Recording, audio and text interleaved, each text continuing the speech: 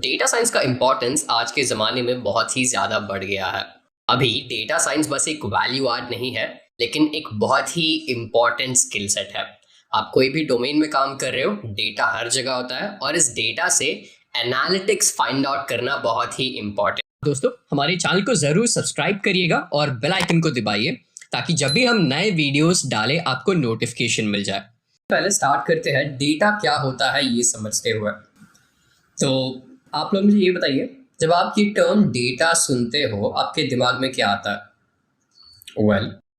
अगर मैं आसान सी भाषा में बोलूं, डेटा होता है कलेक्शन ऑफ फैक्ट्स। जब मैं बोलता हूँ कलेक्शन ऑफ फैक्ट्स, फैक्ट्स जो है अलग अलग तरीके के होते हैं।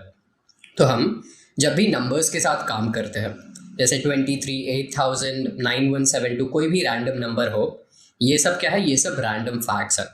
और इन फैक्ट्स जो नंबर्स के साथ काम कर रहे हैं वो डेटा है। और डेटा हमारे पास जो है स्टेटमेंट्स या फिर कैरेक्टर्स के फॉर्म में भी रह सकता है, मतलब टेक्स्ट के फॉर्म में भी रह सकता है। तो जब मैं बोलता हूँ दिस इज स्पार्टा, जोई लव्स पिज़्ज़ा या फिर विंगार्डियम लेवियोसा, इनमें से अगर मैं कुछ भी बोलता हूँ तो ये सब क्या है? ये भी डेटा है। और ये ज़रूरी नहीं है कि डेटा जो है न्यूमेरिक या फिर टेक्स्ट के फॉर्मेट में ही हो। डेटा इमेजेस में भी हो सकता है या फिर वीडियो के फॉर्म में भी हो सकता है। तो अभी हमारे पास जो है फेसबुक और इंस्टाग्राम जैसे सोशल मीडिया साइट्स है, और ऐसे सोशल मीडिया साइट्स में जो है हम बहुत सारे इमेजेस अपलोड कर सकते हैं। और हर रोज़ हम शायद से जो है पूरा world collectively millions of images upload करता रहता है। तो ये सब क्या है? ये भी डेटा है। और जब भी हम कोई भी स्ट्रीमिंग वेबसाइट्स की बात करते हैं या फिर वीडियो वेबसाइट्स की बात करते हैं, सबसे पहले तो यूट्यूब आता है। तो यूट्यूब में आप जो भी वीडियोस अपलोड करते हो या फिर जो भी वीडियोस आप देखते हो, वो सब क्या है? वो भी डेटा है। तो डेटा कलेक्शन ऑफ फैक्ट्स है और ये बहुत सारे फॉर्मेट्स में रह सकता है और बहुत सारे सोर्सेज से आता है।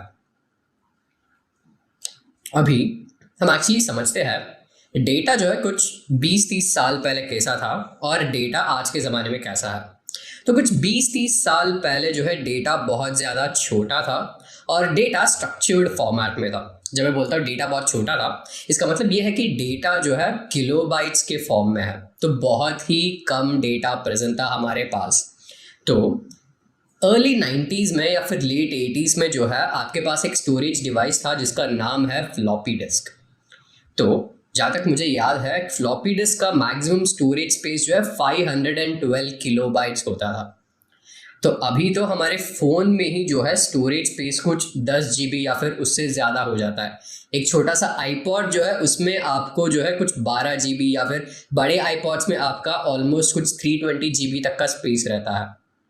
अभी इन सभी स्टोरेज डिवाइसेस को आप एक फ्लॉपी डिस्क से कंपेयर करो, देखिए कितना डिफरेंस है। 512 किलोबाइट्स और 340 गीगाबाइट्स, बहुत ज़्यादा डिफरेंस है। और उस टाइम पे जो है हमारे पास ऐसे ही स्टोरेज डिवाइसेस थे जिसमें स्टोरेज कैपेसिटी काफ़ी कम थी। रीज़न ये था क्योंकि उस टाइम में जो है डेटा हमारे पास बहुत कम था। क्योंकि डेटा का प्रेजेंस ही इतना कम था, इसलिए स्टोरेज डिवाइसेस जो थे उनकी स्टोरेज कैपेसिटी भी काफ़ी कम थी। और ज़्यादातर हमारे पास जो भी डेटा था वो स्ट्रक्चर्ड फॉर्मेट में प्रेजेंट था।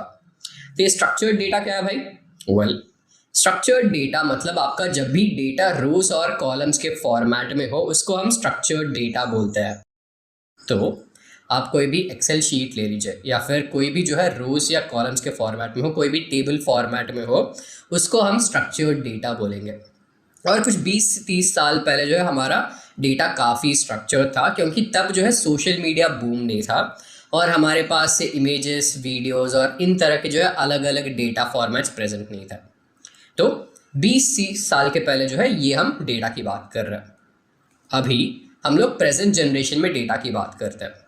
अभी हमारे पास डेटा जो है बहुत बहुत ज़्यादा है। अभी हम बिग डेटा की बात कर रहे हैं और डेटा अभी टेराबाइट्स, एक्साबाइट्स में प्रेजेंट है और हर रोज़ हम टेराबाइट्स ऑफ डेटा प्रोड्यूस कर रहे हैं। और ये सब हुआ है इंटरनेट और सोशल मीडिया के वजह से। तो जो भी मैंने आपको साइट्स बताए थे, जैसे फेसबुक हो गया है, यूट्यूब हो गया है, इंस्टाग्राम हो गया है, इन सभी साइट्स में जो है आप बहुत ज़्यादा डेटा आप हर रोज़ प्रोड्यूस कर रहे हो।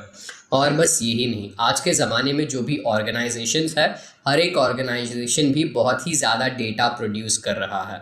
तो जब हम लोग इतना ज़्यादा डेटा प्रोड्यूस कर रहे हैं, तो इसका जो है हमें एक अलग सिस्टम की ज़रूरत पड़ेगी, और इसीलिए जो है हमें डेटा साइंस की यहाँ पे ज़रूरत है।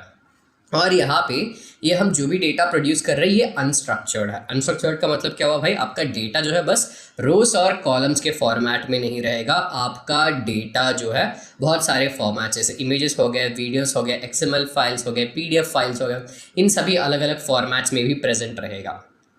तो अभी डेटा हमारे पास बहुत ज़्यादा है, अलग अलग सोर्सेज से आ रहा है और अनस्ट्रक्चर्ड है।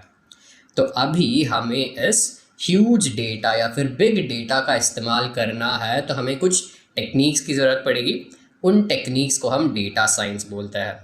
तो क्योंकि हम इतने डेटे के ऊपर बैठ रहे हैं अभी, तो हमें क्या करना होगा, हमें इस डेटा का इस्तेमाल करना पड़ेगा। और अगर हमें इस डेटा को इस्तेमाल करके हमें कुछ बिजनेस डिसीजंस लेने हैं या फिर हमें कुछ जो है प्रॉब्लम को सॉल्व करना है, तो वहाँ पे जो है डेटा साइंस आ जाता है।